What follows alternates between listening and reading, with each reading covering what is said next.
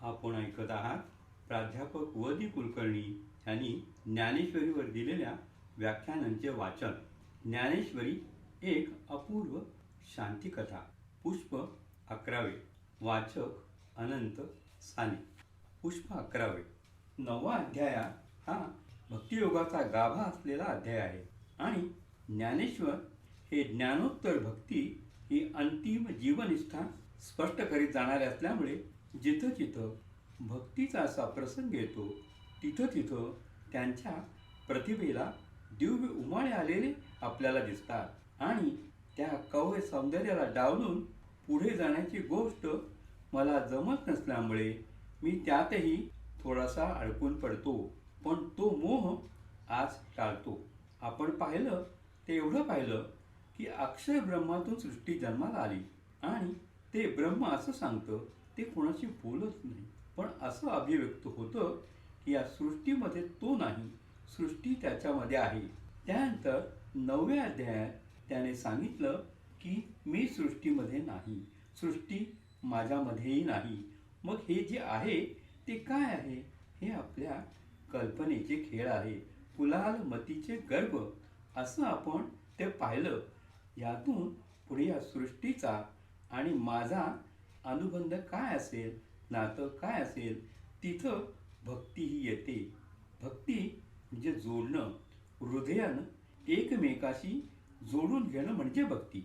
मय्या दक्षेण प्रकृती सूयते सचराचरम. ही प्रकृती हा सगळा खेळ करते, ही प्रकृती खेळ करते हे ज्याला नीट कळलेलं आहे तो मग प्रकृतीच्या पसाऱ्यामध्ये सापडत नाही. प्रकृती ही ज्याच्यामुळे काम करते त्या माझ्याकडे ते येतात. तेव्हा शेवटी कुठं जायचं आहे, भक्तीनं म्हणा, योगानं म्हणा, शुद्ध योगानं तर माझ्याकडे यायचं. तो मी म्हणजे अक्षर ब्रह्म. तर त्यातला भक्तीचा मार्ग सांगत असताना आधी त्यांनी विवेचन केले की जे मूळ आहेत त्यांना येता येत नाही. मूळ त्यांनी कोणाला म्हटले तर जे आशाबद्ध जीव आहेत, यज्ञही करतात आशा मनामध्ये धरून, यज्ञ करत नसतील तर इतर काही उपासना करतात त्यातही आशा असते. हे सगळे माझ्यापर्यंत येत नाहीत. येणारे कोण? श्लोक 13 इथंपासून तो मग प्रारंभ होतो. महात्मनस्तुमा पार्था दैवी प्रकृतिमाश्रिता भजन्त्यम अनन्य मनसो ज्ञात्वा भूतात्मव्ययम. महात्मे जे आहे ते माझ्यापर्यंत येऊन पोचतात. आता महात्मा म्हणजे कोण त्याचं वर्णन ज्ञानेश्वरांनी केलेलं आहे. ते मात्र समग्र मी आपणापुढे ठेवतो, म्हणजे पुढचं विवेचन आपणालाही आणि मलाही सोपं जाईल.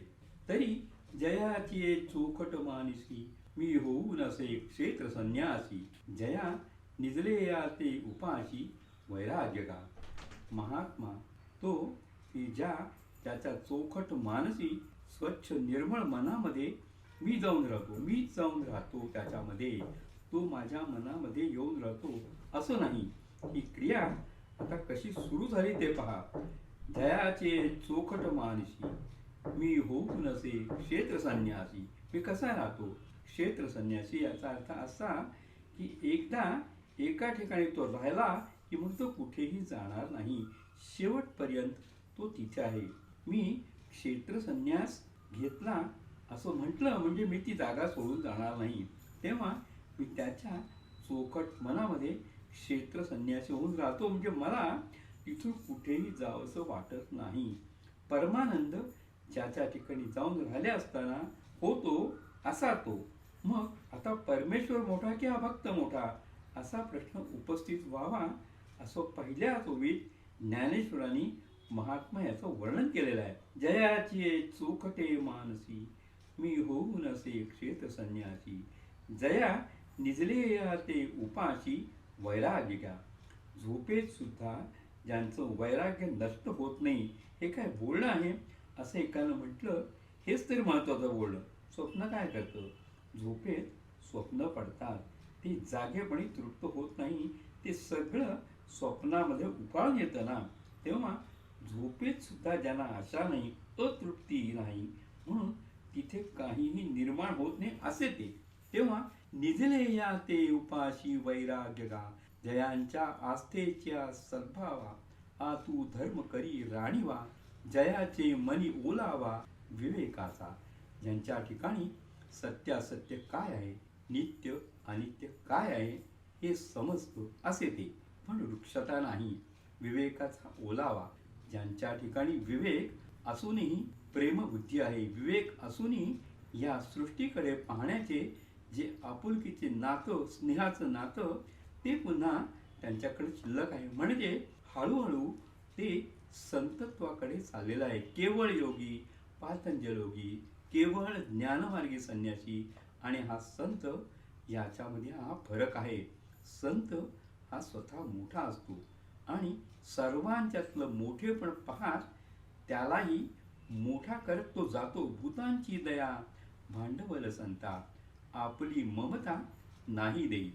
म्हणजे सगळे भागवत धर्मी जे आहे ते या बाजूला जातात. त्यामुळे विवेकाच्या मागे ओलावा हा शब्द येतो. जे ज्ञानगंगे नहाळे, ही अडाणी नाही, ही भाबडे नाही. संतांना आपण भाबडे म्हणतो, हा आपला भाबडेपणा आहे.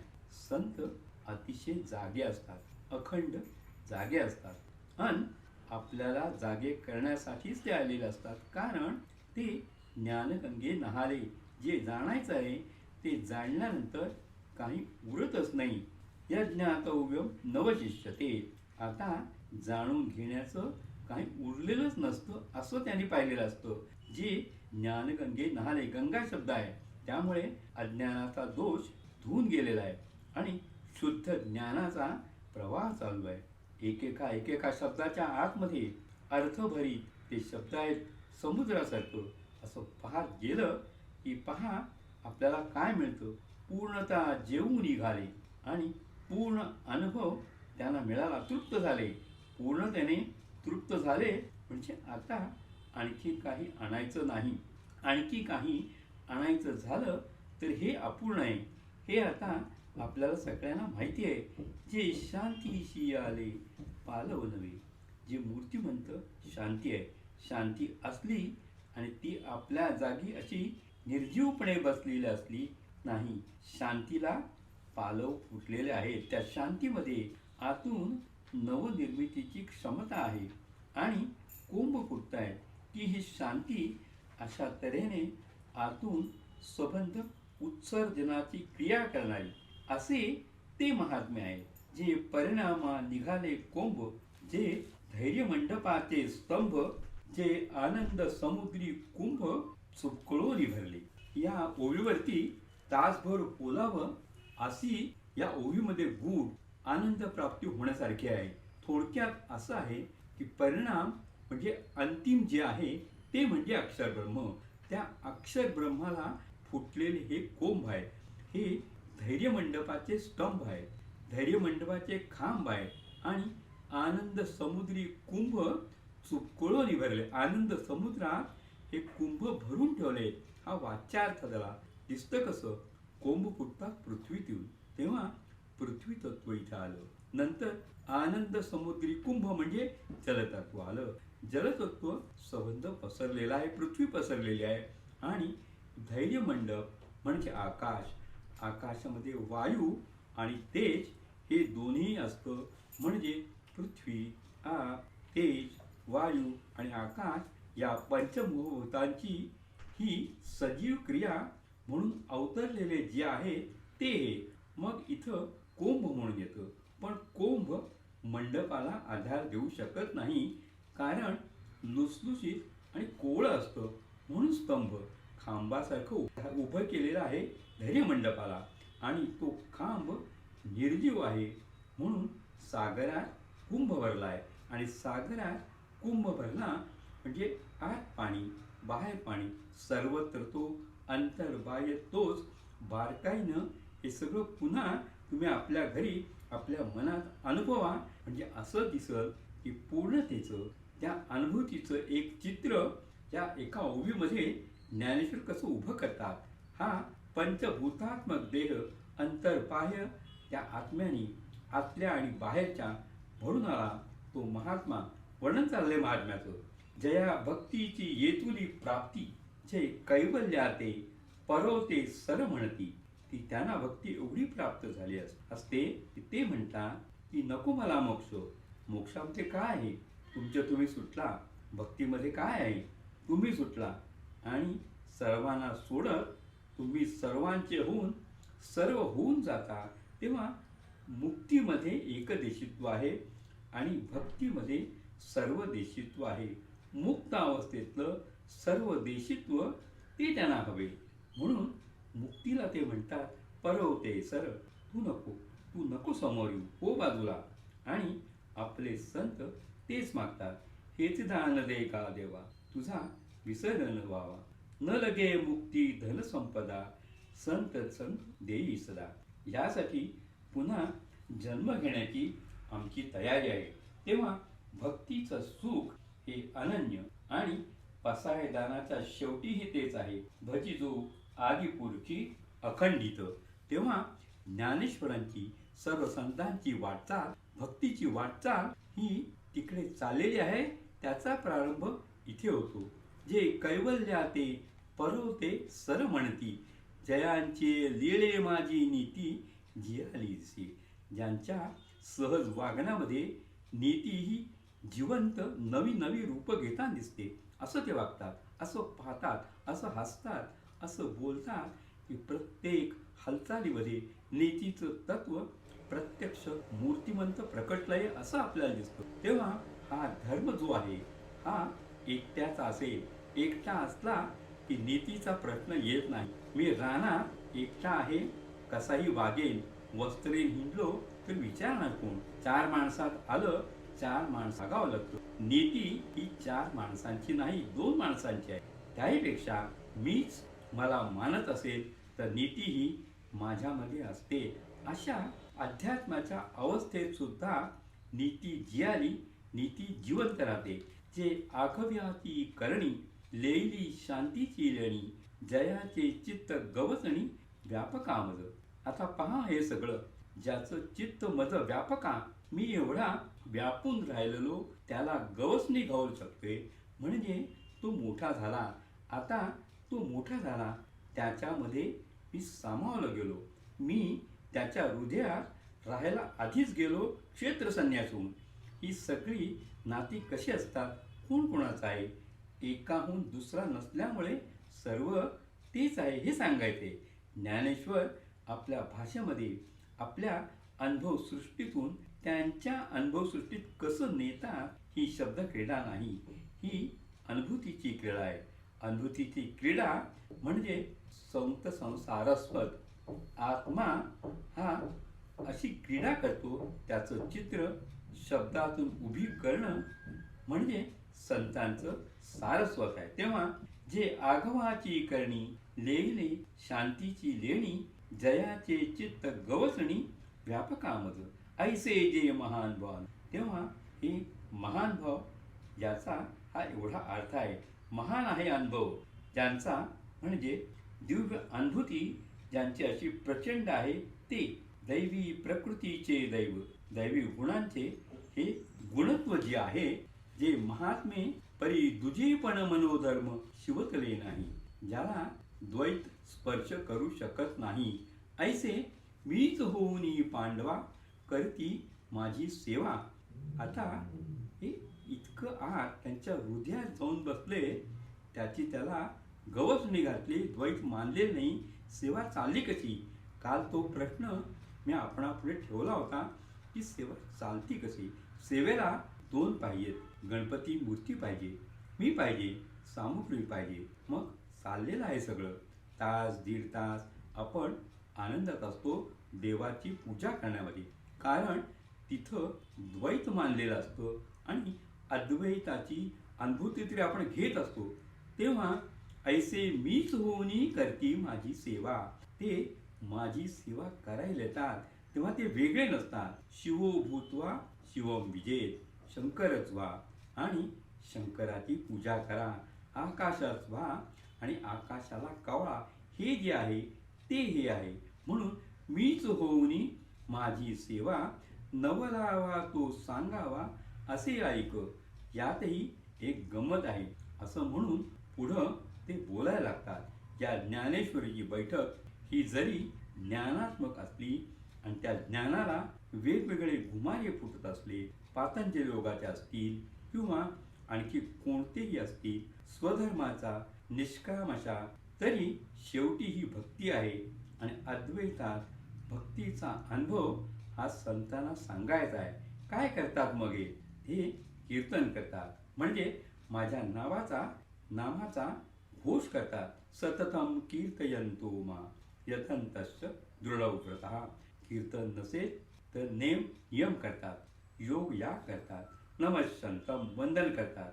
नवविधा भक्ती त्यांचा प्रारंभ इथूनच होतो. आपल्याला माहित आहे, श्रवणम कीर्तनम विष्णू वंदनम पादसेवनम अर्चनम सख्यदाशम, असं करत करत आत्मनिवेदनाकडे आपण जातो.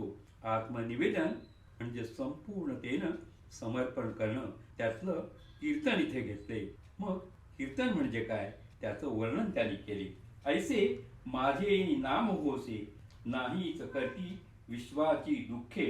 संत म्हणजे काय, ही संकल्पना कशी प्रत्येक ठिकाणी प्रकट होते. ऐसे माझे नाम होसे नाहीच करती विश्वाची दुःखे.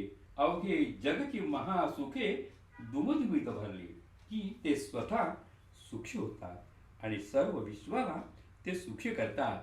माझं नाव घेऊन, कारण मी विश्वात्मक आहे, मला ते सुखी करतात. नाम घेऊन याचा अर्थ विश्व ते सुखी करतात. दुमदुमीत असा शब्द घातलाय. दुमदुमीत हे मारुतीच्या आरतीमध्ये येतं. मारुतीची आरती आणि शंकराची आरती ही वाङ्मयदृष्ट्या आणि आध्यात्मिक अनुभूतीच्या दृष्ट्या प्रचंड आहे. रामदासांच्या काव्यामधला एक उत्कर्ष या दोन आरत्यामध्ये आहे. आपण बारकाईने त्यातला प्रत्येक शब्द पाहून ठेवा. ते पहाटे वीण पहावीत.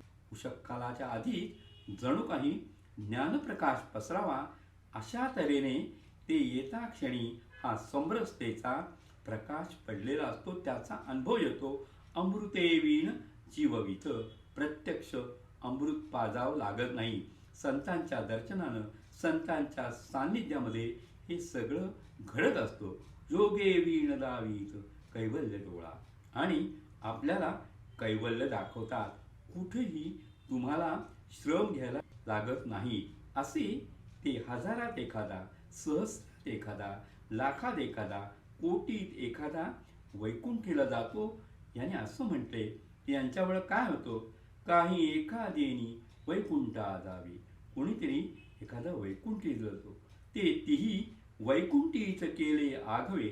संबंध हे विश्वच ते वैकुंठ करून ठेवतात. भूलोकीचं वैकुंठ म्हणजे पंढरी.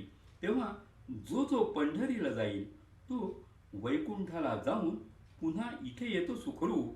तेव्हा वैकुंठाला जाऊन त्या विष्णूचं दर्शन घेऊन पुन्हा आपल्या घरचं वैकुंठ तो अनुभवतो. हे विलक्षण आहे. म्हणून त्याला म्हटले की तुला एक नवल सांगू का, असं म्हणून तिथं म्हटले तुला एक नवल सांगतो. ते हे नवल आहे. परी नवलावा तो सांगावा असे ऐक. हा ज्ञानेश्वरांचा नवलावा आहे. हा मूळ गीतेमध्ये असा नवलावा मांडलेला नाही. तो मी पुढं कसं स्पष्टीकरण दिले. वैकुंठामध्ये समजा तुम्ही गेलात आणि मी सापडलो नाही, कारण हा भक्तांनी हाक मारली की तिकडे जातो मदतीला, आणि सापडला नाही. शोधलं, कुठं तुला सापडेल बरं मी. तो मी वैकुंठी नसे, वेळ एक भानुबिंबीही न दिसे. आदित्य मंडलातही मी नसेन, वरी योग्यांची ही मानसे उमरडून जाय. संत आणि योग्यांच्या मनात मी हमखास सापडेन. तिथं मी नाचत असेल, कारण ते कीर्तन करतायत, माझं नाव घेत आहेत. आनंद होऊन मी तिथं नाचत असेल. शोधा मला तिथं. वैकुंठात मला शोधायला जाऊ नका. कसं वर्णन केले. या वर्णामध्ये भक्तीची शक्ती, भक्तीची व्याप्ती, भक्तीचं अंतःशुद्ध करून तुम्हाला परमेश्वराकडे नेण्याची जी एक रीत, ती सगळी या लहानशा क्रियेमध्ये मांडली. क्रियेने ज्ञानेश्वर सांगतात. नुसता विचार ते सांगत नाही. त्या विचाराची समग्र क्रिया आपल्या पुढे ठेवतात काल मी जसं सांगितलं की ती रत्न आहेत असं वाटलं आणि आपण ती उचलली आणि खोळीमध्ये घातली. पोता अंगार काय होईल? आधी बोट त्याला चटका बसेल, पण तोपर्यंत खोळीत टाकलेली खोळ पेटेल, आपण पेटू. तेव्हा केवढा अनर्थ आहे या भ्रांतीचा हे ती क्रियेने दाखवतात. आपल्याला उपमान पूर्वीपासून माहिती आहे. माहिती असलेलं उपमान ज्ञानेश्वर नव्या संदर्भामध्ये कसं सजीव करतात आणि त्या क्रियेच्या माध्यमातून तो अनुभव सजीव करत जातात तसं इथं आहे. तो मी वैकुंठी नसे, वेळ एक भानुबिंबी ही न दिसे, वरी योग्यांचे ही मानसे उमरळून जाय. तिथं जाऊन मला शोधा. पुढं वेगवेगळी वर्णन येतात, ती थोडीशी आपण बाजूला ठेवू. नमस्कार करणारी माणसं मुळामध्ये ते श्लोकात आहे. कीर्तयंतम नमश्चंतः.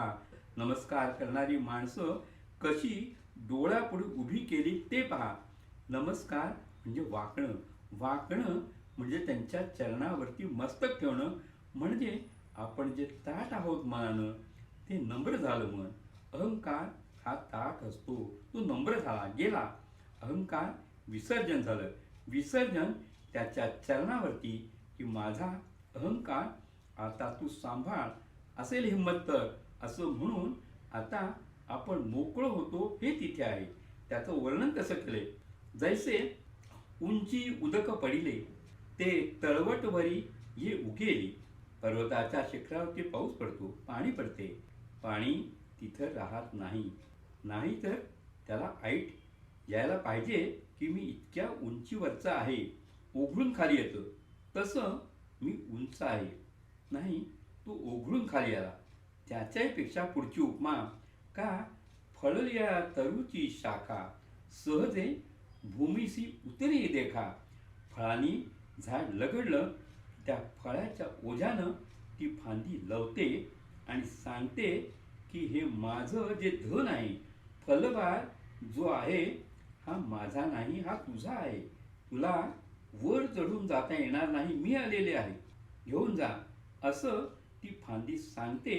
तेव्हा फळल्या तरुची शाखा सहजे आपोआप येतं. भूमीसी उतरे देखा तैसे जीव मात्र असे का खालावती ते. असेच जीव मात्र यांच्या पुढे अहंकार सोडायचा, त्यांच्या पुढे दाखवायचा. हे आपण कुणाला लाथ मारायची, कुणाला नमस्कार करायचा, आपण तसं नाही. अशेषा सर्व जो जो दिसेल त्याच्या पुढे खालावती ते नम्र होतात. अखंड अगर्वता. अगर्वता शब्द वापरलेला आहे. दीनता याने कळणार नाही. अगर्वता गर्व सोडून ते वागतात म्हणून अगर्वता. अखंड अगर्वता होऊन असती तयाची विनय हेच संपत्ती. जे जय जय मंत्रे अर्पिती माझ्या ठाई, हे श्रीमंत आहे, पण विनय ही त्यांची संपत्ती आहे. म्हणून अवचिता मीच झाले आणि मग माझ्या दैवी गुणांचे हे सगळे मूर्तिमंत पुतळे आहेत, म्हणून हे मीच झाले. तर आधी जी अर्जुन म्हणे, अर्जुनाने पुन्हा मधून मधून प्रश्न विचारणं चाललेलं आहे. आता आणखी हे जरा नीट स्पष्ट करून सांगा. अर्जुन हा गमतीने लोक सांगतात फार हावरा आहे, फार मागतो. हा हावरा नाहीये. अमृत किती घ्यावं, घ्यावं तितकं अमृत पचतं. अमृताचं अजीर्ण होत नाही, वीट येत नाही, तेही विटत नाही आणि घेणाराही विटत नाही. म्हणून हे अमृत तो मागत असल्यामुळे ही जी हाव आहे त्याची, ती अक्षर ब्रह्म जे आहे त्याला भेटण्याची जी हौस आहे. मग त्यानं सांगितलं ठीक आहे, मग मी तुला आता ज्ञानयज्ञ सांगतो. हा भक्तीचा साधा साधा प्रकार तुला सांगितला. नवविविधा भक्तीतला प्रारंभीचा कीर्तन आणि श्रवण नमन. आता तुला ज्ञानभक्ती काय आहे ती सांगतो. कारण नुसती भक्ती ही किती टिकाव धरीले सांगता येत नाही. त्या भक्तीला जेव्हा आपण ज्ञानाचे डोळे येतो तेव्हा ती भक्ती कधीही अंध होत नाही.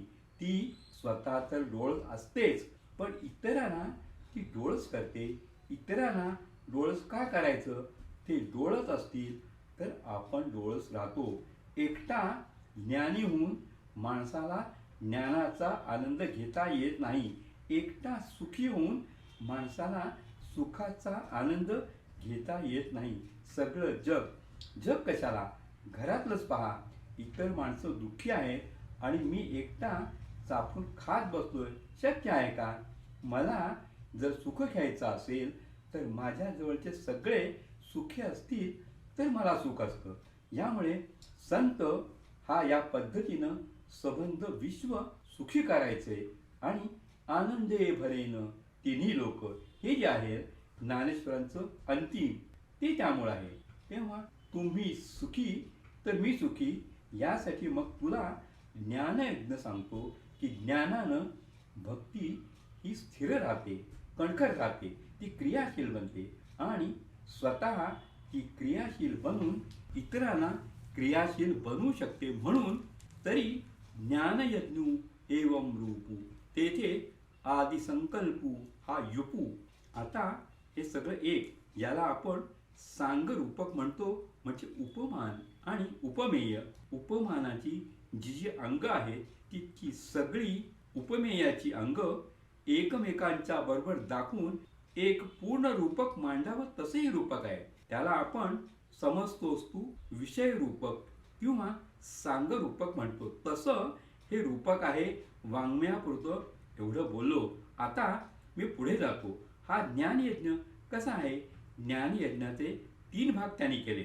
काही लोक असे असतात की ते भक्त आहेत, मुळात भक्त आहेत, पण काही भक्तांचं ज्ञान असं असतं की या संबंध विश्वात एकच एक तत्व आहे, त्या तत्वाशी माझ्या प्रेमानं जाऊन भिडतो. काही असे असतात की हे जग वेगवेगळं आहे, पण वेगवेगळ्या गोष्टीमध्ये मला एकजिन्सी अनुभव येतो. हा असा असा येत जातो. पहिला आहे तो एकत्वेनं, एकत्वाने भक्ती करतो. दुसरा आहे पृथक्त्वेनं, वेगवेगळ्या प्रकारानं पण त्या एकाचीच उपासना करतो. आणि तिसरा आहे तो असं म्हणतो की मला हे एक आहे की अनेक आहे कळत नाही. पाहावं ते विश्व परमेश्वर आहे. विश्वतो मुखम, तो विश्वतो मुख होऊन माझ्यासमोर आलेला आहे. ज्ञानयज्ञ अशा 3 प्रकारे जातो, एकत्वेनं, पृथक्त्वेनं आणि बहुधा विश्वतो मुखम. त्यांचे हे जे अनुभव आहे ज्ञानयज्ञाचे, एकेकाचे एक एक आपण उदाहरण घेऊ. म्हणून विश्व भिन्न भिन्न परी न भेदे तयाचे ज्ञान, जैसे अवयव तरी आनान परी एकेचे देहीचे. हात पाय कान नाक हे वेगवेगळे अवयव दिसतात. अवयव वेगळे दिसले म्हणून देह काही वेगळे होत नाही. एकाच देहाचे ते अवयव आहेत. तसं या सृष्टीमध्ये मला भेदसृष्टी दिसते आहे, पण तो एकच देह आहे हे भान येतं. आणि मुळामध्ये ज्याला हे अवयव हे सगळं न कळताना त्याला पाहता क्षणीच अरे मी हा पाहतो आहे ना, हा परमेश्वरच आहे असं वाटतं. त्यातलं काही एखादं आपण पाहू. उदाहरण असं आहे, हे भानुबिंब आवडे तया सन्मुख जैसे धनंजया, तैसे ते विश्वाया समोर सदा. आकाशामध्ये सूर्य आहे, तुम्ही कुठेही जा, प्रत्येकाला असं वाटतं की सूर्य माझ्या समोर आहे, असा सूर्य आहे. वास्तविक पाहिला असता आपण इथं 200 मैलावरती दुसरा, आणखी 400 मैलावरती चौथा, पण त्या सगळ्यांना तो सूर्य आपला दिसावा. तसं ह्या जगात कोणी कुठेही असो त्याला दिसेल ती वस्तू परमेश्वर दिसते. भेदातून एक पाहणं, भेद न दिसता एकच अनुभवणं आणि एकच आहे ते भेदरूपानं मला दिसतं असं ज्ञानानं बघणं, अशा या 3 प्रक्रिया आहेत. त्या स्पष्ट केल्यानंतर त्यानं असं सांगितलं की तरी हा ज्ञानयज्ञ अवघड आहे. ज्ञानानं अधिष्ठित असलेली जी भक्ती आहे ती अवघड आहे. इतकंही अवघड नको व्हायला भक्तीमध्ये. भक्ती ही फार सोपी गोष्ट आहे. इकडे संत जातात, मध्ये यज्ञाचं वर्णन केलेलं आहे, त्या यज्ञाची विविधता त्यांनी दिलेलं आहे. आणि शेवटी काय दिले? ऋतू, यज्ञ वगैरे शब्द आलेले आहेत. फार पारिभाषिक तांत्रिक गोष्टी आपण जायला नको. अनुभव काय येतो शेवटी, त्या अनुभवाचं वर्णन करत असताना असं आपल्याला शेवटी जाणवतं की ज्या शक्तीकडे मी चाललेलो आहे, विश्वामध्ये जे मी सगळं अनुभवत आहे, त्याच्यामध्ये मला असं दिसतं की मी निराधार नाही, फार मोठा आधार मला आहे. याचा अर्थ मी आश्रित नाही कोणाचा, मी स्वतंत्र असूनही माझं स्वातंत्र्य शाबूत ठेवूनही मला कोणीतरी आधार देत आहे. नुसता आधार देते असं नाही, तर तो मला स्वतःत घेतो आहे, मी त्याचा होतो आहे. एवढं नाही तर तो माझाहून माझ्यात राहतो आहे आणि आम्ही दोघे एकमेकात राहतो याचं भान न राहता सर्व क्रिया आमच्या चालू आहेत. अशा एका पूर्ण अवस्थेमध्ये ज्ञानाच्या, भक्तीच्या तो जातो. हे कसं जाणवतो?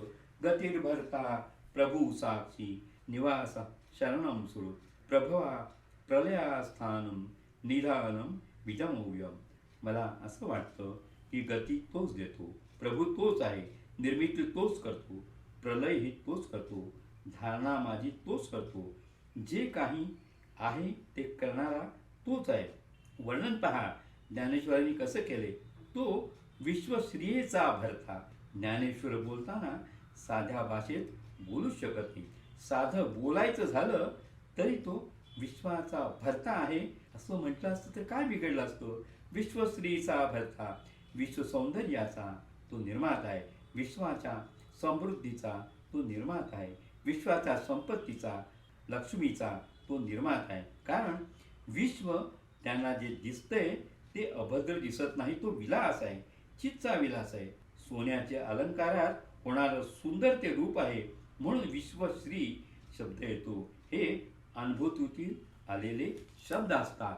तो विश्वश्रियेचा भरता, मीच गायेच मांडूसुता, मी गोसावी समजता त्रैलोक्याचा. या तिन्ही लोकांचा मी स्वामी आहे, ही अनुभूती तिथे असते. नुसता गतीर भरता साधे कोरडे शब्द आहेत. व्यासांचे कोरडे शब्द तसे कोरडे नाही. ज्ञानाग्नीनं तेजस्वी असे जे शब्द आहेत, त्या तेजाला इथं सौंदर्याचं रूप ज्ञानेश्वर देतात आणि ज्ञानेश्वरी प्रकट करते. आकाशे सर्वत्र वसावे. आता मी त्रैलोक्याचा स्वामी म्हणजे काय अनुभव आहे ते पहा. मी नुसतं वाचतो तो. आकाशे सर्वत्र वसावे, वायूने नावभरी उगे नसावे, पावके दाहावी वर्षावे जळ, पर्वती बैसकान सांडावी, समुद्री रेखा नोलांडावी, पृथ्वीया भूते वहावी हे आज्ञा माझी. वाऱ्यानं एक क्षणभर थांबता कामा नये, अग्नीनं दाहकती स्वीकारला पाहिजे, वगैरे वगैरे. या गोष्टी आहेत त्या कोण करतो? आज्ञा माझी, मी सांगतो म्हणून करतो. इथं आज्ञा याचा अर्थ शक्ती. आज्ञा हा शब्द अतिशय पाली भाषिक पद्धतीने येतो. अमृतानुभवामध्ये आज्ञेचं फार सुंदर विवरण आहे. तेव्हा ही आज्ञा माझी, माझ्या शक्तीने हे घडतं. आपण नेहमी म्हणतो झाडाचं पान सुद्धा ईश्वराच्या शक्तीशिवाय हलत नाही, याचा मूलार्थ आहे. पर्वत जागचा हलत नाही. आता गती सांगितली, आता स्थिती सांगतायत. पर्वती बैसका न संडावी. पर्वत मनात आलं की जागा सोडून जर जाऊ लागला तर काय होईल? घाटातून गाडी जाईल कशी? साधी गोष्ट आहे. पर्वत हा जागेवरच राहायला पाहिजे. समुद्रानं आपली कक्षा ओलांडता कामा नये. आकाशातले मेघ आकाशातच विरून गेले पाहिजे. आकाश तरी निर्लेप राहिलं पाहिजे. जर आकाश नेहमीच असं मेघ गेल्याबरोबर काळवडलं, सारवल्यासारखं झालं तर काय करायचं? तेव्हा पर्वती बैसका न सांडावी, समुद्री रेखा नौला अंडावी, पृथ्वीया भूते वहावी हे आज्ञा माझी. पुन्हा तेच सांगतात. म्या बोलिवला वेदू बोले, म्या चालविल्या सूर्य चाले. त्याच्या पुढचं वेद बोलतो कोणाच्या आज्ञेने? माझ्या आज्ञेने वेद बोलतो. वेदाला बोलण्याची ताकद येणार कुठून? कारण न बोलावं, बोलता न येण्यासारखं वेद सांगायला लागलाय. ही ताकद वेदांना दिली कोणी? मी दिली. शब्दाला माझ्या रूपाचं वर्णन करण्याची क्षमता कोणी आणून दिली? मी आणून दिली. तेव्हा वेदू बोले, म्या चालविल्या सूर्य चाले. ज्या सूर्यामुळे आम्ही चालतो, सगळं जग चालतं. त्या सूर्याला चालवतो कोण? मी चालवतो. आता सूर्यामधलं तेज कोणतं? पुन्हा वर्णन आहे. मुळात सूर्याला तेज मी दिलं, चंद्राला तेज मी दिलं, अग्नीला तेज मी दिलं. त्या सूर्याचं तेज हे सूर्याचं नाही. आपल्याला एवढं माहीत आहे की चंद्राचं तेज हे चंद्राचं नाही, हे सूर्यानं दिले. सूर्याला तेज कोणी दिलं? तेव्हा या सगळ्या मूळ शक्तिस्थानाकडे जातं. ही आदिशक्ती जे ब्रह्म आहे त्याची वर्णनं ही अशी येतात. म्या चालविल्या सूर्य चाले, म्या हलविल्या प्राण उहाले. जो जगाते चालिता, मियाची नियमिला सांगता, काळू ग्रासित असे भूता. त्याच्या पुढचं हे जन्माला घातलं. जन्माला घातलं, त्याला तेज दिलं, त्याला शक्ती दिली आणि त्याचा शेवटी संहार करणारा तो कोण आहे? तो मीच आहे. आश्चर्य ते हे आहे, उत्सर्जन आणि विसर्जन या दोन्ही क्रिया शांत रीतीने करणारी ही शक्ती आहे. आपण एके ठिकाणी आनंदित होतो, दुसऱ्या ठिकाणी कमालीचे आपण दुःखी कष्टी होऊन रडतो. इथे रडणं नाही, इथं हास्य नाही, कारण इथे जन्माला घालणं नाही, इथे जन्माला घातलेले विसर्जित होणं नाही. हे आपल्या कुलालमतीचे गर्भ हे सारखं ध्यानात घ्या. कुंभाराच्या डोक्यात ते मडकं आहे, मातीत ते नाही. तेव्हा तसं हे सगळं घडत असल्यामुळं तो मी जगाचा नातू आणि गगनाईचा साक्षीभूत. मी साक्षीभूत आहे, मी पाहणार आहे, मी करता नाही, मी कर्म नाही, मी करवता नाही. मी साक्षीभूत आहे. कशासारखा? गगनाईचा. गगनाच्या पोटात सगळं येतं. गगन सगळ्याला व्यापून राहतं. ते गगन सगळ्याला पाहत आहे, पण कुठं विसरलं आहे का? ते लिप्त झाले का? कशानंही ते लिप्त झालेलं नाही. ते सर्वांना कळून घेतं, सर्वांना पाहतं, साक्षीत्वानं ते पाहतं. आणि जो साक्षी पुरुष आहे तो सुखदुःखापासून अलिप्त असतो. तो करता करवित्यापासून अलिप्त असतो, पण तो असतो. म्हणजे सगळे व्यवहार चालत असतात. घरात दिवा असला की त्या प्रकाशात सगळे चालत असतात. ही मागे उपमा आपण पाहिली. आणि गगनाईचा साक्षीभूती तोही मीचू. ही नामरूपी आघवा, जो भरला असे पांडवा, आणि नामरूपांचाही ओलावा आपण जो. असे हे जे ज्ञानीपुरुष जे आहे तै संकल्प वासना संस्कार मागोते रचाव्या चराचर. जेथ राहुनी असती अमर ते निधान मी. हे लोक जिथे येऊन राहतात तिथे येऊन राहण्याची इच्छा त्यांची असते. ती इच्छा पूर्ण होऊन जे खरोखरच येऊन राहतात ते धाम हे माझं आहे. त्या धामाला जायचंय, हे परमधाम. मग त्यांनी आपल्या शक्तीचं एक सुंदर असं वर्णन केलेलं आहे की मीच उन्हाळा निर्माण करतो, त्यामुळे वाफ होते, पाऊस पडतो, पाऊस किती पाडायचा ते मी ठरवतो, पाऊस मीच थांबवतो, पुन्हा पाणी निर्माण होतं, समुद्र भरला जातो, पुन्हा हे चक्र चालू आहे. हे करत असताना अनुभव येतो तो असा की जे सत्य आहे ते निघून गेलं. होतं पाणी, ते नष्ट झालं. नष्ट झालं का? पुन्हा ते आलं. तेव्हा मध्ये असत झाल्यासारखं वाटतं, पुन्हा असत होतं. आहे ते नाही असं वाटतं, नाही ते पुन्हा आहे रूपात येतं. हा चक्रने विक्रम हा माझा मी चालू ठेवतो. यज्ञाशी त्याचा संबंध जोडलेला आहे. आणि कशासाठी तो जोडला आहे? जसं कर्माची त्यांनी निष्काम कर्म हे सांगितलं, तसं भक्ती ही निष्कामच असली पाहिजे. जर सकाम भक्ती असेल, कारण भक्ती हेही एक कर्म आहे, कर्माचं हे वेगळं रूप आहे. ती जर निष्काम नसेल तर स्वर्गाला तुम्ही जाल. आणि स्वर्गाचा मोह प्रचंड का असतो? स्वर्गाचं वर्णन ज्ञानेश्वरांनी केले. त्या ओव्या नुसत्या मी वाचतो, मी भाष्य करीत नाही. जेथे अमरत्व हे सिंहासन, ऐरावता सारिके वाहन, राजधानी भुवन अमरावती. जेथ महासिद्धीची भांडारे, अमृताची कोठारे, जे गावी खिल्लारे कामधेनूंची. एक कामधेनू पुरणारी आहे, पण खिल्लारे कामधेनूंची. जेथ ओळगे देवपायिका, जिथे देवांचे समुदाय सेवा करायला येतात. सैंघ चिंतामणीच्या भूमिका, जमीन चिंतामणीची.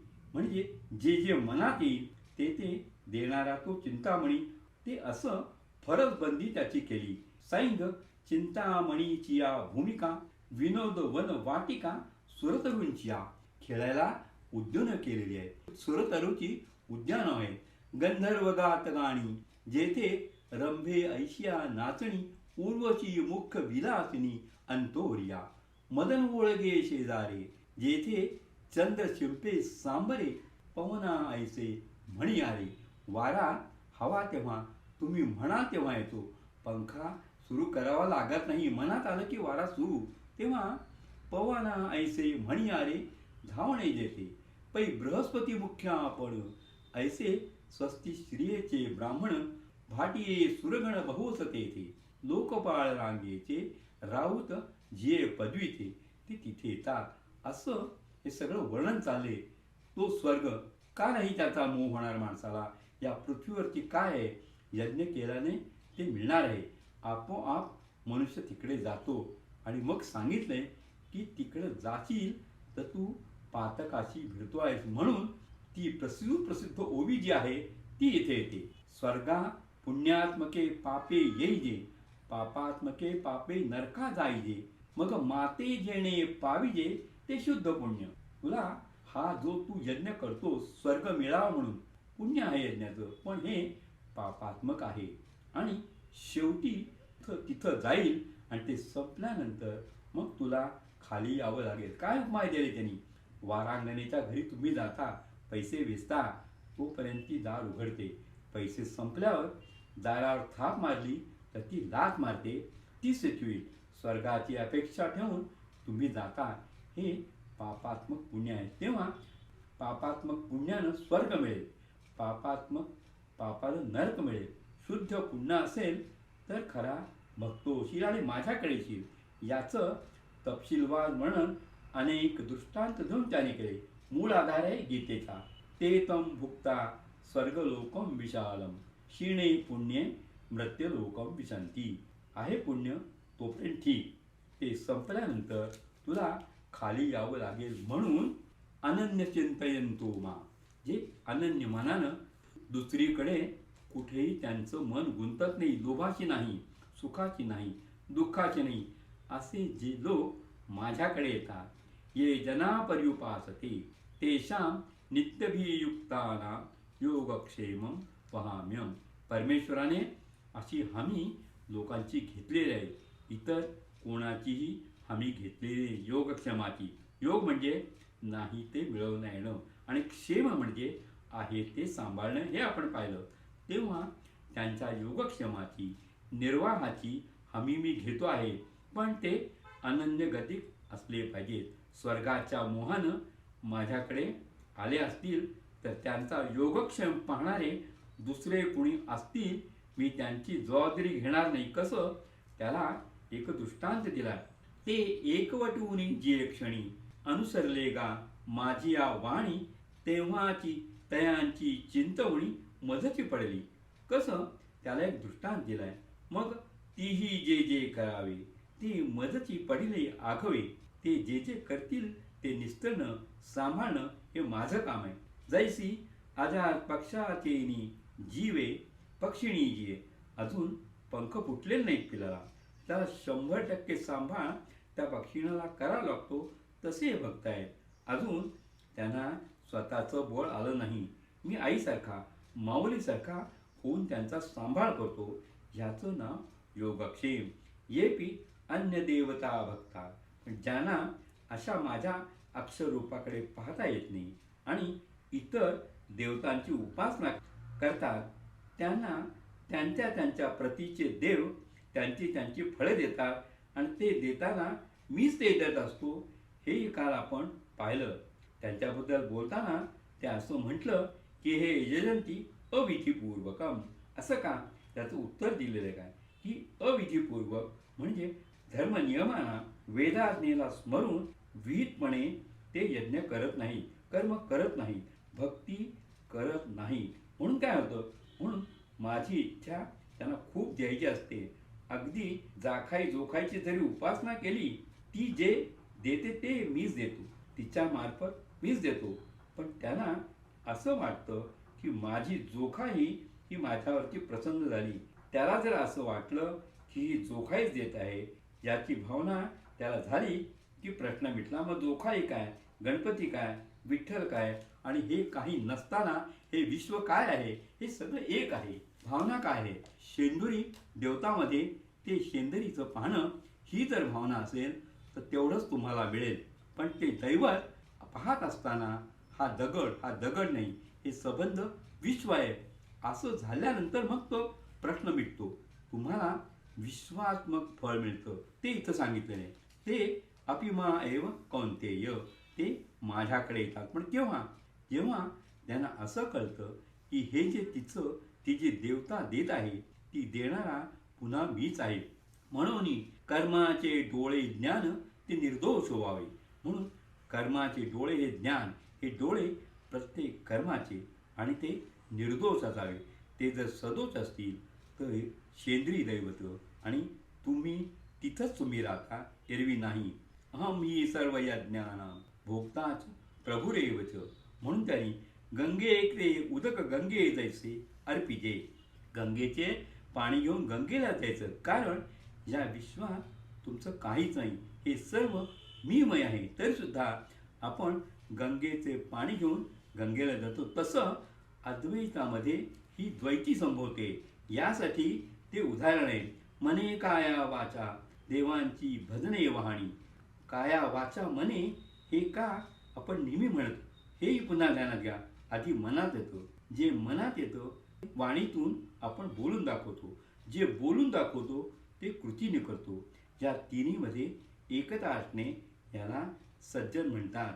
मनात एक, ओठात एक, कृतीत तिसरं, त्याला आपण दुर्जन म्हणतो. म्हणून काया वाचा मने जयांची भजने देवांची या वाणी, ते शरीर जाती एक क्षणी देवती झाले.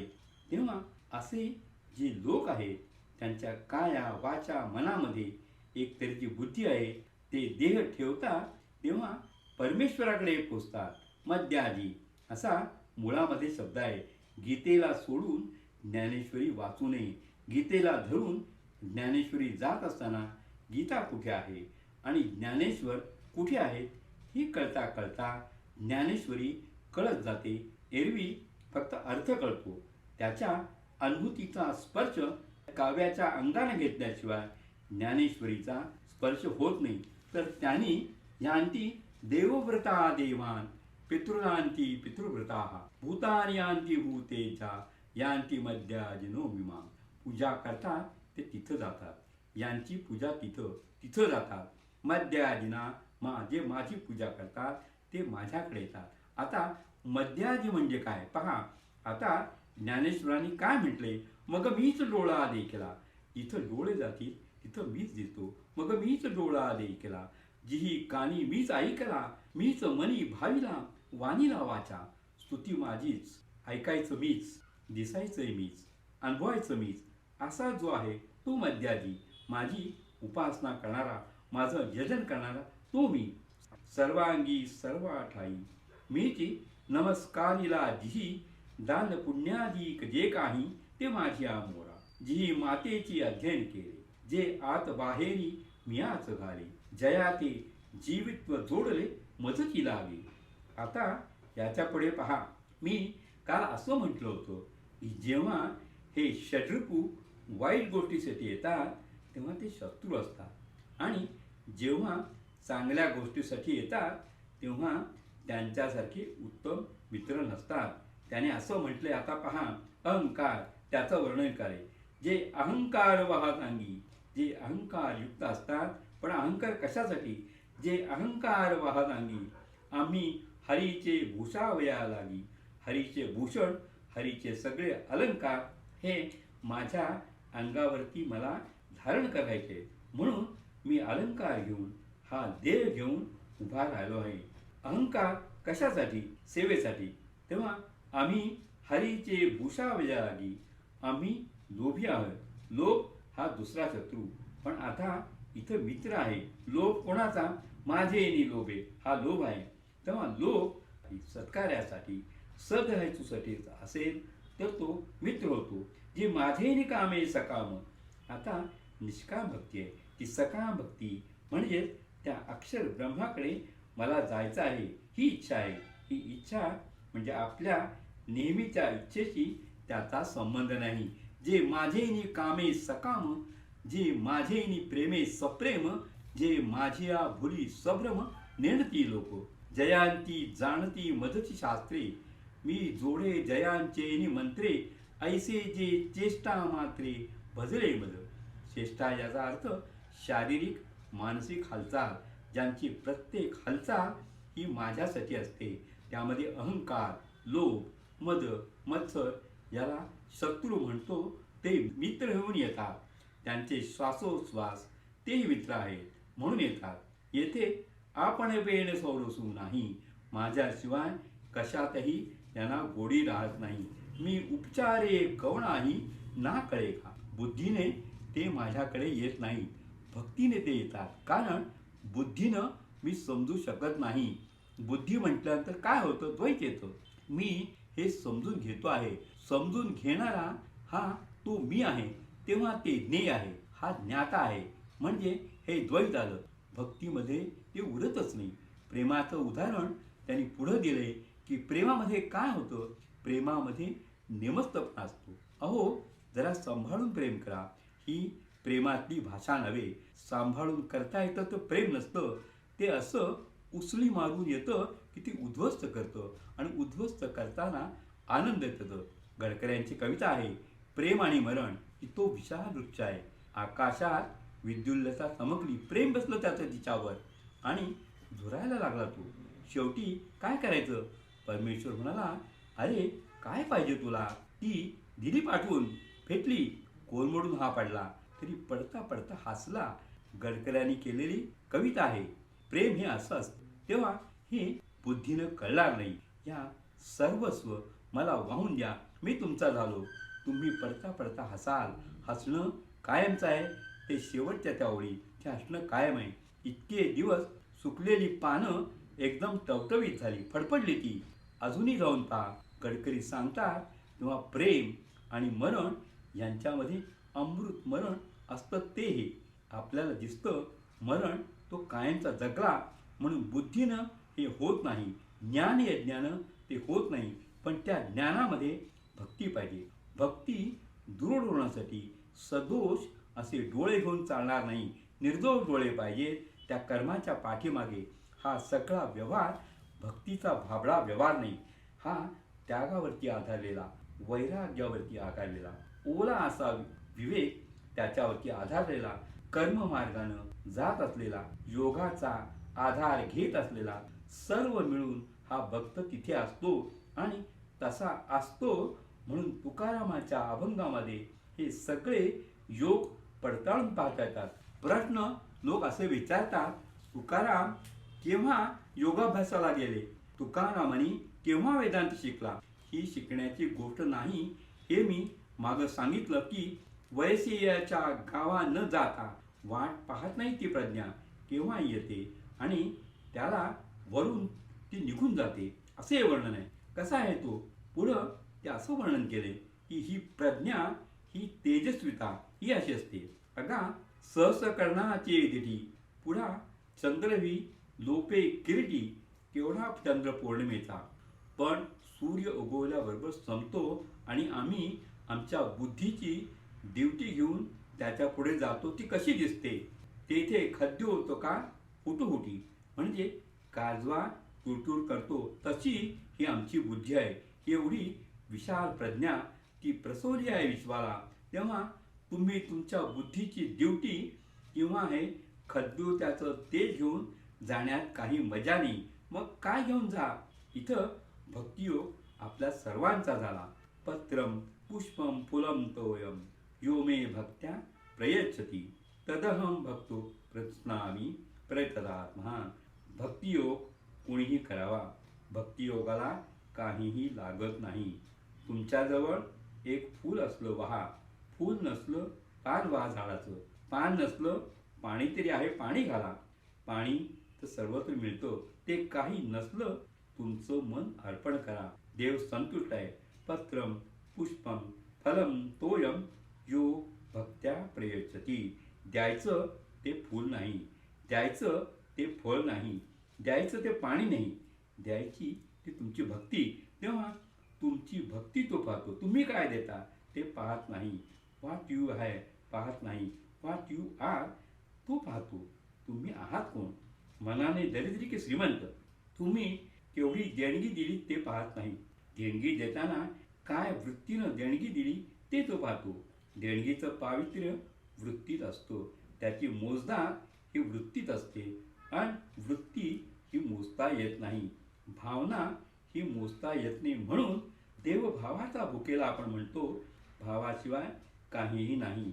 जो भक्त्या प्रयच्छती, ते त्यानं भक्तीने जे दिलेलं आहे ते मी स्वीकारतो. बाकीचं मी स्वीकारत नाही. कारण तो कसा आहे, प्रयत आत्मा. ज्यानं आपलं मन, आपलं हृदय, आपला आत्मा हा आपल्या काबूत ठेवलेला आहे. जितेंद्रिय तो आहे, निष्काम तो आहे. तो मला भेटायला आलेला आहे, मी होण्यासाठी तो आलेला आहे. म्हणून तो त्याचं म्हणून जे जे आहे ते सगळं देतो आहे. तो सगळं देतो आहे. मग ते पत्राच्या रूपात असेल, पाण्याच्या रूपात असेल, कशाच्याही रूपात असेल. तो नुसता समोर घुसला आणि त्याची भावना मला जाणवली, तो माझा झाला. हे भक्तीमधलं आत्मिक सूत्र आहे, प्राणभूत सूत्र आहे. हा त्याचा गाभा आहे. आणि हा सगळा गाभा आपल्या जीवनात आपण पाळतो. भक्ती पाळतो याचा अर्थ हा आहे, आपण साध्या जीवनात सुद्धा आईच्या एका घासानं भीमाचं पोट भरतं. म्हणजे काय, बकासुराचा गाड्यासह खाल्ला तरी पोट भरत नाही. आणि कुंतीच्या हातचा एक घास खाल्ला की प्रचंड भीमाचं प्रचंड पोट भरतं. प्रेमानं काय होतं त्याचं हे विलक्षण उदाहरण आहे. म्हणून मग निसीम भाव उल्हासे, मग अल्पावयाचे निमिसे, फळे का आवडे तैसे, भलते आचे हो. ज्ञानेश्वरांनी वर्णन असं केलंय की हा देव इतका हपापलेला आहे की भक्तीनं तुम्ही देता ते खायला लागलं की तो पाहत नाही की याचा देठ काढला आहे की नाही. देठासकट खातो. पहिल्यांदा जेव्हा ही ओवी वाचली तेव्हा मला हसू आलं की ते असं काय करतात ज्ञानेश्वर. हे सगळं विनोदी वाटते असं वाटलं. ते वय विनोद होतं. पण आता कळतं की देठासह तो खातो म्हणजे हा माझा भक्त. अरे फळ घेऊन आलाय, मी उत्सुक आहे. खाल्लं, देठासकट ते खाल्लं. तू माझ्याकडे लावी आणि मी दोन्ही हात ओढवी, मग देठून फेडता सेवी आदरेशी, पैगा भक्तीचे नावी. आता पुढचं पहा की मला का विनोद वाटतो. पुढचं पहा, पैगा भक्तीची नावे, फूल एक मज द्यावे. तो फूल घेऊन येतो सुगंधी. आता सुगंधी फूल नाकानं हुंगावणं, तोंडातच मी घालतो. मी कसा रे असा वेडा. तेव्हा देवाला वेड लागावं अशी तुमची जर भक्ती असेल तर तुम्ही काय देताय तिकडे तो पाहत नाही. सगळं स्वाहाकार करतो. तुमच्या भक्तीसह तुम्हाला पोटात घेतो, हृदयात ठेवतो. तेव्हा परिमुखीची घाली, हे असो काय सी फुले, पानची एक आवडते जाहले. त्याला मी अतिशयोक्ती म्हणतो. ही अतिशयोक्ती अतिशय स्वाभाविक आहे. आणि अलंकाराच्या भाषेत कालच मी बोललो, ते अलंकाराच्या भाषामध्ये स्वभावोक्ती आणि अतिशयोक्ती दोन टोकाच्या आहेत. स्वभावोक्ती म्हणजे जसं आहे तसं सगळं बरोबर वर्णन करणं, गजबज बजबज फार झाली वगैरे वगैरे, की जसं आहे तसं यथातिथ्य शब्दचित्र काढलं म्हणजे स्वभावोक्ती. आणि अतिशयोक्ती म्हणजे आहे तसं न दाखवता अफाट करून सांगणं. ही अफाटतेची परमेश्वराची कृती इतकी स्वाभाविक आहे, कारण ते प्रेम आहे. मगाशी मी प्रेमाचं वर्णन केलं. त्या प्रेमाचं स्वाभाविक वर्णन करताना त्यांना होणारी जी गोष्ट त्याचं नाव अतिशयोक्ती. म्हणून हे स्वाभाविक अतिशयोक्ती म्हणून एक नवा अलंकार मी निर्माण केलाय असं तुम्ही समजा. ते ज्ञानेश्वरीमध्ये येते. वर्णन सुंदर आहे. यत करोसी यदस्नोसी, अरे तू जे करशील, जे खाशील, यत जो होसी आणि अर्पण करशील, ददासी यत जे दान देशील, यत तपस्यसी तप जे करशील, कौंतेय तत्कुरुष्व मदर्पणम. हे सगळं मला देऊन टाक. पत्रम पुष्पम याचा अर्थ हा आहे, प्रत्यक्ष पूजेला बसल्यानंतर पूजाद्रव्य तुमच्याजवळ नसेल पण तुम्ही जगता म्हणजे श्वास घेता, कानाने ऐकता, पायाने चालता, हाताने काम करता, हे सगळं मदरपण करा. हे पत्र पुष्पासारखं आहे, हे पानासारखं, फुलासारखं ही कृती. तेव्हा त्याचा इतका सोपा आणि हा सरळ अर्थ नाही आहे. पत्र पुष्पांचा अर्थ ही माझी भक्ती, याचा अर्थ जे श्वास निश्वास असतील ते मदरपण करा. शुभ आणि अशुभ जे असेल, अशुभ सुद्धा मला द्या. अग्नीमध्ये ते जळून जातं, माझ्या प्रेमाग्नीमध्ये ते जळून देईल. शुभाशुभ फलैरेवम मोक्षसे कर्मबंधने. त्यातून तू सुटशील. वर्णन केलंय की अग्निकुंडामध्ये तुम्ही बीज टाकली, ती भाजून निघाली आणि मग पेरायला नेली. काय त्यातून काय अंकुर फुटणार आहे? तेव्हा तुमची जी कामना जी आहे, प्रत्येक गोष्टीमध्ये मी आहे, माझं कर्तृत्व आहे, हे माझं ममत्व आहे, त्यातून काही मिळावं ही आशा आहे. हे सगळं भक्तीच्या अग्निकुंडात जाळून टाका. मग तुमचं जे कर्म असेल त्याला अंकुर फुटणार नाही. अंकुर फुटला नाही म्हणजे तुम्ही मुक्त झाला. कारण एका कर्मातून त्याचं फळ येतं, त्या फळातून दुसरं कर्म येतं, त्यातून पुन्हा कर्म येतं. कर्मचक्र हे चालू राहतं. तेव्हा फळच जर निर्माण होत नसेल तर तुमचं जे कर्म आहे ते मुक्ती आहे. भक्तीतून कर्म मार्गातून मुक्तीचा आणि मुक्तीतून पुन्हा ईश्वर प्रीतीचा अखंड अनुभव हा 9व्या अध्यायामध्ये. यासाठी काय केलं पाहिजे? यासाठी समदृष्टी पाहिजे. समदृष्टी म्हणजे काय ते आपण पाहिले. स्थितप्रज्ञता म्हणजे काय ते आपण पाहिले. समोहम सर्वभूतेषु. मी माझ्यापुरता नाही, मी आणि माझा परमेश्वर एवढंच नाही. नामदेव आणि विठ्ठल एवढं नाही. विठ्ठल सर्वत्र आहे म्हणून त्याला पाठवला. आणि विसोबा केतकरांनी सांगितलं की अरे तुझा विठ्ठल म्हणजे देव तिथे नाहीये, देव सर्वत्र आहे. ती गोष्ट आपल्याला माहिती आहे. समोहम सर्वभूतेषु न मे द्वेषोस्ति न प्रियः. कोणी माझा लाडका नाही, कोणी माझा दोडका नाही, सगळे माझे इथून तिथून सारखे आहेत. ये भजंती तुम्हा भक्त्या मैते तेषु चाप्यहम. जे भक्तीनं माझ्यावर प्रेम करतात त्यांचा मी आहे, त्यांच्यात मी आहे, ते माझ्यात आहेत. अध्यायाला सुरुवात अशी झाली की मी कोणात नाही, माझ्यात कोणी नाही. अध्यायाच्या शेवटी आपण इथे आलो की त्यांच्यात मी आहे, ते माझ्यात आहेत. काय हे प्रकरण? हे काही प्रकरण नाही. दोन सगळं एक आहे आणि एक असताना दोन्हीचा अनुभव ते घेतात. 18व्या अध्यायामध्ये या सगळ्याची परिणत रूप उपसंहारानं पाहायला मिळतात. तिथं असं म्हटले की पाणी त्याच्यावरती लाट आली, सुळकण वाहून गेली, ती लाट पाणी भोगते, पाणी त्या लाटेची गती भोगते. दोन आहेत का? एकच, पण दोघे एकमेकाला अनुभवतात. तरुणी सुंदर तरुणीच उदाहरण घेतले. आरशात पाहते आणि आपल्याच यौवनाचा सौंदर्याचा आनंद अनुभवते आहे. आपल्याच यौवनाचा सौंदर्याचा अनुभव घ्यायचा. पुन्हा आपण अविकृत राहिलेलो आहोत. हे द्वैत आहे. इथे आहे, तिथे आहे आणि अनुभूती तो स्वतःच्या ठिकाणी घेत आहे. तेव्हा द्वैत अद्वैत यांचा अनुभव अविकृतपणे, कोणतीही त्याच्यामध्ये कामना नाही, हेतू नाही, संकल्प नाही, त्याचे फळ नाही, पण आस्वाद क्रियातच चाललेली आहे. अशी उदाहरणं त्यांनी पुढे दिलेली आहेत 18व्या अध्यायात. त्यावेळेला आपण पाहू. तेव्हा इथं समोहम सर्वभूतेषु, सर्वभूतांच्या ठिकाणी सम मी आहे. याचा अर्थ मी माझ्या ठिकाणी सम आहे. माझ्या ठिकाणी समत्व असल्यामुळे मी सर्वत्र समत्व अनुभवतो. त्यामुळे भेद असूनही भेदभावना माझ्याजवळ नाही, भेदकल्पना नाही. अनुभूतीमध्येही मग भेदप्रकार नाही. ये भजंती तुम्हा भक्त्या मैते तेषु चाप्यहम. हे सज्जनांच्याच महात्म्यांच्याच बाबतीत आहे असं नाही. समजा तुम्ही दुर्जन आहात, आपण असतोच, समजा कशाला, पण त्या दुर्जनाला सुद्धा हा अनुभव घेता येतो. कारण त्या दुर्जनाला या भक्तीमुळे कोणत्या तरी एका क्षणी असं वाटतं की अरे काय रे आपण दुर्जन, थोडं तरी सज्जन होऊया. क्षणाचे सज्जन आणि युगाचे आपण जे दुर्जन असतो ते क्षणाचे सज्जनत्व परमेश्वर तुमचं तोडून धरतो आणि तुम्ही मग पश्चाताप दग्ध होता. तुम्ही सज्जन होऊ शकता. तेव्हा मी आता पातकी आहे, माझा उद्धार कसा होईल असं वाटायचं काही कारण नाही. पश्चात्तापानं ते होतं आणि पश्चात्ताप म्हणजे नंतर झालेला पश्चात्ताप पुन्हा पुन्हा करून भागत नाही. नाहीतर पश्चात्ताप झाला ह्याचा अर्थ पुन्हा ही चूक मी करणार नाही हा त्याचा अर्थ आहे.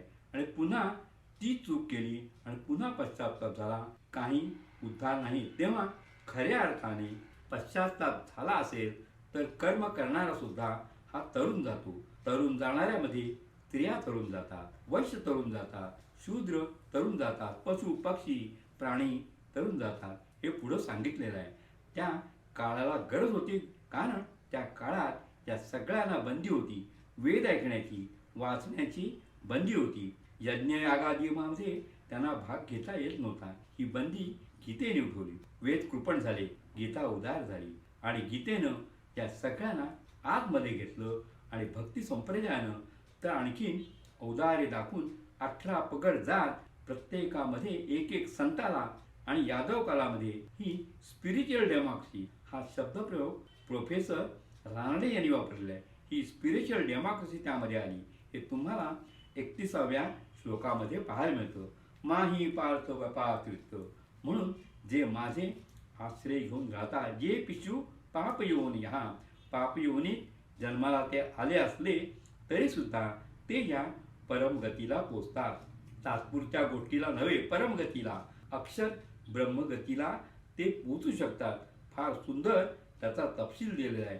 ती सगळे आपण पहा. आणि सोनोपंतांची ज्ञानेश्वरी पहा.